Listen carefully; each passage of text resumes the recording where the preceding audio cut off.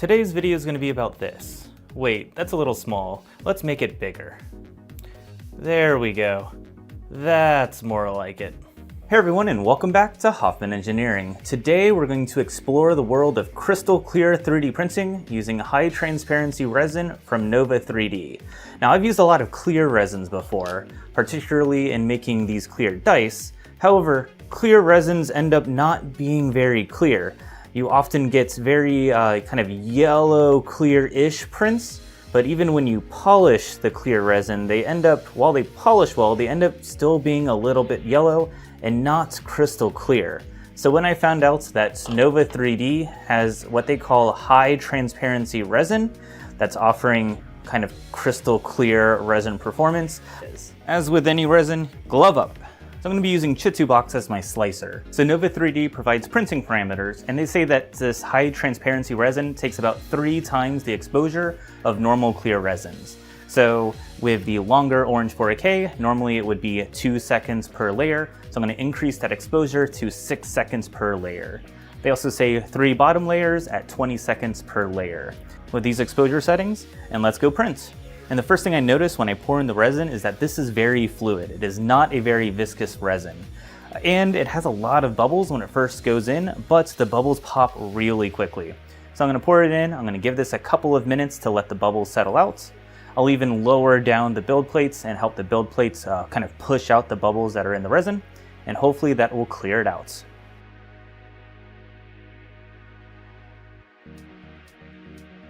And look at that, after just a couple of minutes, enough time to slice my file, this resin is bubbleless. There's a couple of bubbles here and there, but it looks like most of them have popped. So that's really crucial because bubbles could actually persist in your prints.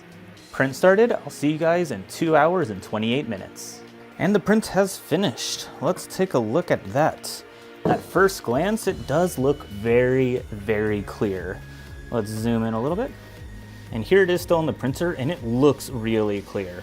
It looks like it all printed well, so let's get it out of here, let's get it washed, and let's take a look. But so far, I'm really impressed. So I think those supports melded together right there. That's unfortunate. Now that we know that the settings somewhat work, let's go print an entire set of dice and see how that turns out.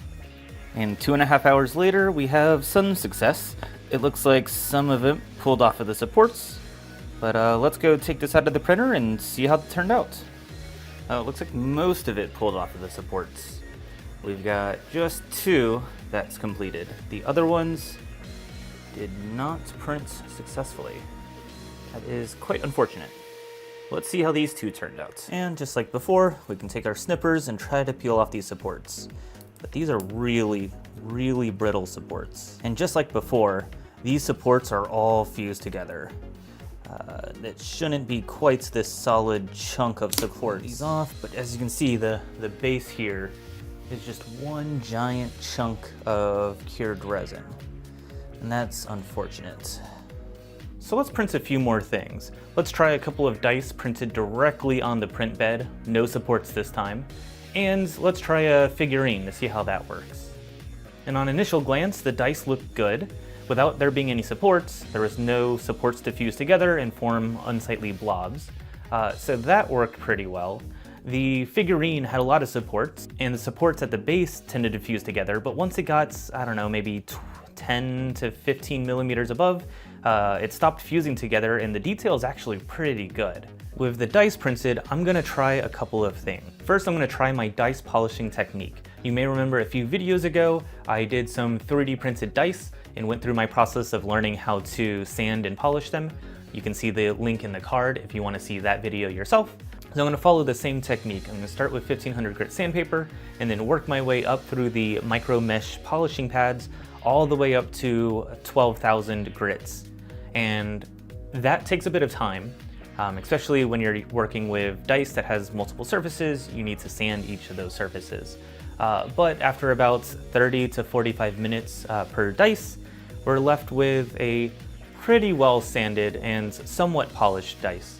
But the last step is to use Meguiar's Plastic X plastic cleaner and polish, and use a microfiber cloth to rub that into the surface, and that's going to do the final polishing. So this is the result after the final polishing. and it is not quite as clear as I was expecting. You can see on the bottom surface that the numbers all polished away that didn't actually even print. Those overhangs directly on the print bed, they just didn't print. But this isn't as clear as I was expecting, going through 12,000 grits and then finishing with Meguiar's Plastic X. It's the same thing with the D8s. It did polish pretty well. We can see that it is a pretty shiny surface. My technique, I still need to refine my technique. I've kind of beveled or rounded off some of the edges. But that's more of my technique than it is the resin itself. But we can see that it is pretty clear. You can see straight through it, and it doesn't have any of the yellowing that I've seen on other clear resins. So that is a plus. But maybe the Meguiar's Plastic X doesn't work well with this, or maybe it's my technique that didn't get it, a mere super crystal clear finish here. So I wanted to print a diamond for an enlarged version of my wife's engagement ring and wedding band.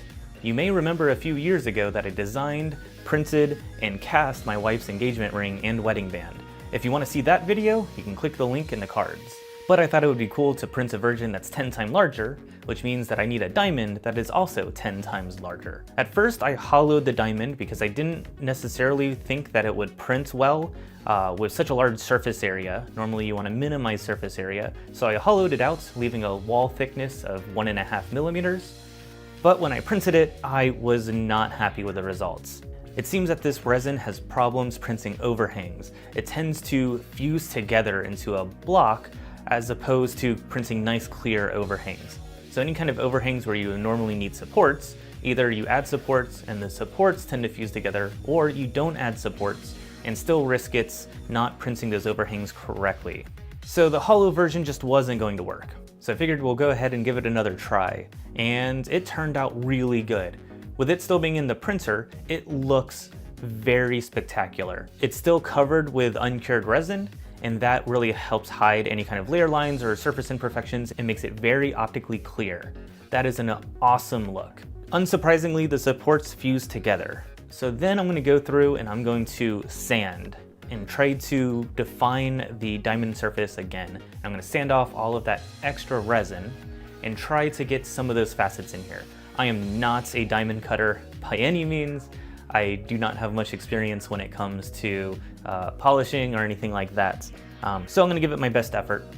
Start with 800 grits and just try to knock down and refine that profile back to something that's close to the original shape. And I think that turned out really well.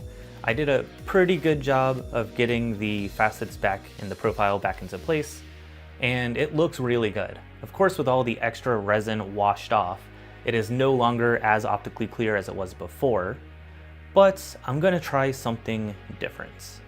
And I figured if we're dealing with crystal clear, high transparency objects, we might as well print a magnifying glass. Let's see if this will work for some optical lenses. So I grabbed a magnifying glass model off of Thingiverse, and I printed it, and with it still being on the print bed, covered in uncured resin, we can see that it looks really optically transparent. It is an incredible effect looking through that lens, so I have really high hopes for this. That's going to decrease as soon as we pull it off the print bed and wash it and cure it. With it cured, we can take a look at it and we can see that you can see the individual layers, and it is pretty clear, but it's not perfectly crystal clear. So I have all of my polishing and sanding equipment out. Let's try to polish it like we would one of those dice from earlier. I've never polished lenses before, but I'm going to go through the same process of using the micromesh pads and with a circular motion going around the lens and working my way up from 1500 grits up to the 12,000 grits micromesh pad. And at the end, we can see that it does work. You can see that it does do an okay job as an actual magnifying glass, but I think we can get better. So let's try a couple of techniques. First, let's try clear coats. The only clear coat that I have is this crystal clear enamel. So we'll see if this works on this resin. So I'm gonna give a couple of very light coats of the crystal clear enamel and see how that turns out. So you can see the clear coat did an okay job, but it left a texture. There's like a very slight texture on the surface that I think decreases the clarity. I'm not sure exactly what happened. Maybe it can't be enamel, maybe it needs to be some other kind of clear coat, but I'm not entirely happy with the clear coat. It does work. If I have this benchy behind it, we can see that's, it does magnify the benchy. So that is pretty cool. But there's some pitting and I'm just not too happy with that result. And same with the unpolished dice. So this was the dice that's all of the supports fused at the bottom. I didn't do any kind of surface prep or polishing or sanding. This is straight out of the printer. And we can see that it still has a little bit of that surface finish. I'm not sure what the enamel is doing on here, but I would say don't use Rust-Oleum crystal clear enamel on the Nova 3D clear resin. It doesn't exactly work the way that it should. But there is some promise here, so let's take a look at a second technique for surface coating. Another technique that I've heard for crystal clear resin prints is using mineral oil. And that mineral oil, you just wipe it on the surface, and that helps to get into any of the imperfections on the surface itself and makes it a lot clearer.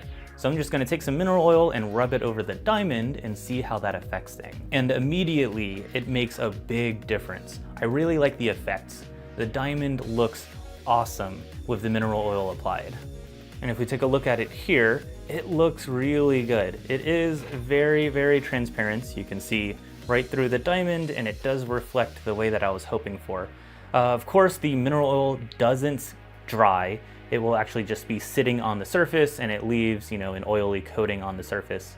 If you wipe it all off, then it doesn't really work as much. You need to leave a little bit of a thin film of the mineral oil on there, but it does a really good job.